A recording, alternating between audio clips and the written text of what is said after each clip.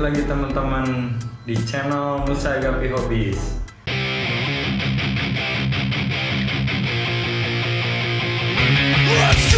Nah, berikut ini saya akan ngasih tips buat teman-teman yang newbie atau pemula atau yang baru mau belajar di ikan gapi ini, cara memilih ikan gapi yang akan kita pelihara.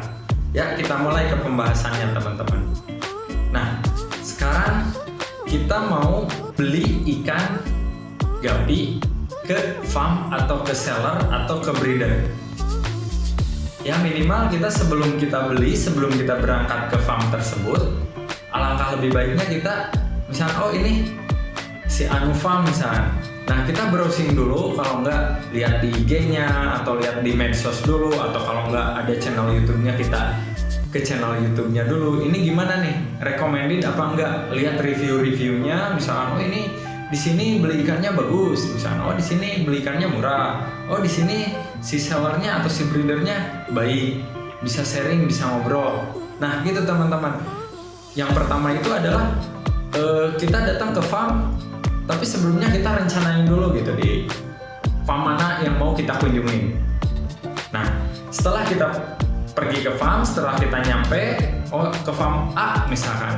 Ketika udah nyampe di farm, nah diusahain sebelum kita beli ikan yang dituju, kita tanya-tanya aja dulu ke sellernya atau ke yang si owner si farm tersebut. Tanya-tanya misalnya harganya berapa, terus jenis ikannya apa, perawatannya gimana. Terus ini mungkin kalau misalnya kalau boleh tahu harga jualnya ini berapa nih. Nah gitu teman-teman. Sekarang gini, kalau misalnya kita datang ke farm terus tanpa ada planning terlebih dahulu, tanpa kita menyesuaikan budget, mungkin akan keteteran di sana. Nah sekarang berbicara yang kedua adalah masalah budgetnya. Diusahain budget itu sesuai. Maksudnya kita beli ikan A, ya ikan A gitu. Ya syukur-syukur kalau misalnya sellernya baik atau apa, dikasih lah istilahnya bonus atau apa. Nah itu mah udah rezeki kita. Nah tapi sebelumnya kita harus menyesuaikan budget dulu. Nah kalau misalkan kita sebagai pemula, jangan dulu bermain di masalah yang harganya mahal, yang jenisnya langka atau rare, atau yang berkualitas. Minimal kita beli yang standar aja dulu, yang sesuai budget, terus yang tidak terlalu mahal. Nah, udah gitu kita sampai ke rumah, kita piara ikan itu, terus beranak pinak di sana, udah beranak kita bisa menjualnya, baru kita bermain ke kualitas sama ke ikan yang lebih mahal, atau yang rare, atau yang limited edition, yang jarang orang punya. Kenapa saya akan membahas dari segi budget dulu?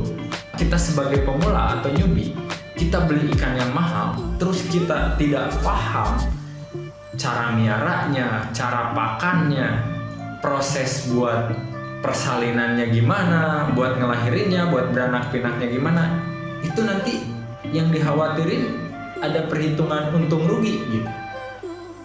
Sementara kan ini hobi yang bisa menghasilkan uang. Jadi tidak ada istilahnya kata untung sama rugi. Alangkah lebih baiknya mencegah sebelum ke pemikiran seperti itu. Alangkah lebih baiknya kita beli ikan yang standar dulu aja.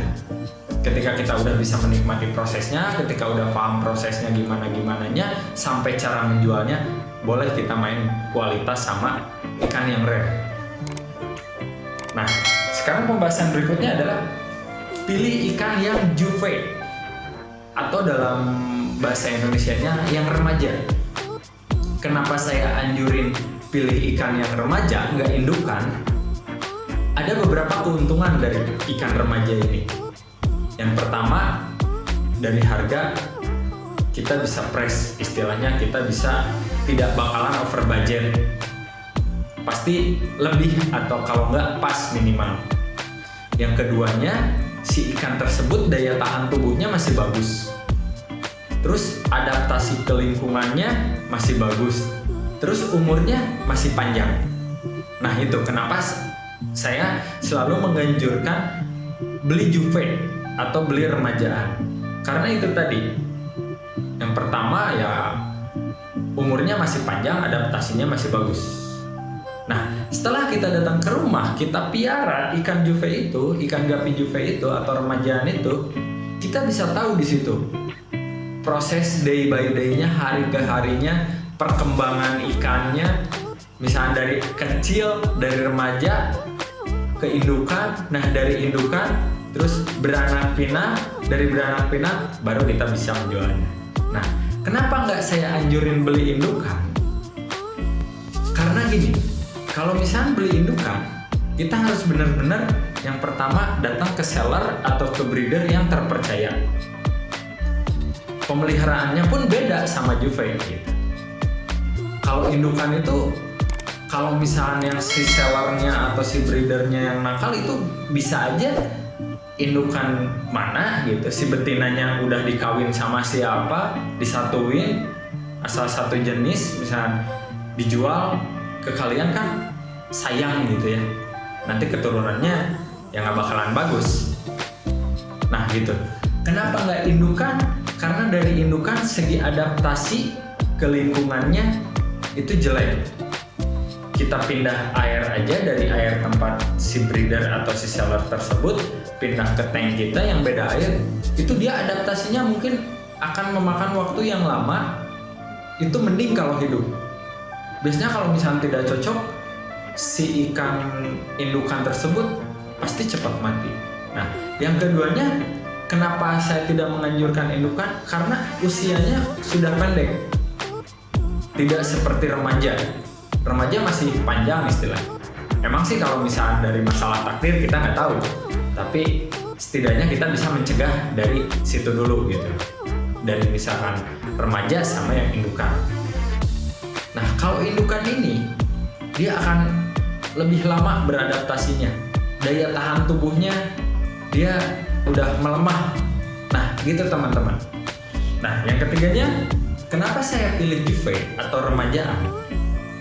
Karena gini, kita itu bisa menikmati proses dari remajanya, terus proses ngawinnya, terus proses jadi indukannya, sampai beranak pinak, sampai bahkan kita bisa menjualnya, bisa melihat anaknya seperti apa, bagus apa enggaknya. Nah, kenapa saya menganjurkan juve? Buat kita menghargai proses. Sama di situ kesabaran kita diuji gitu.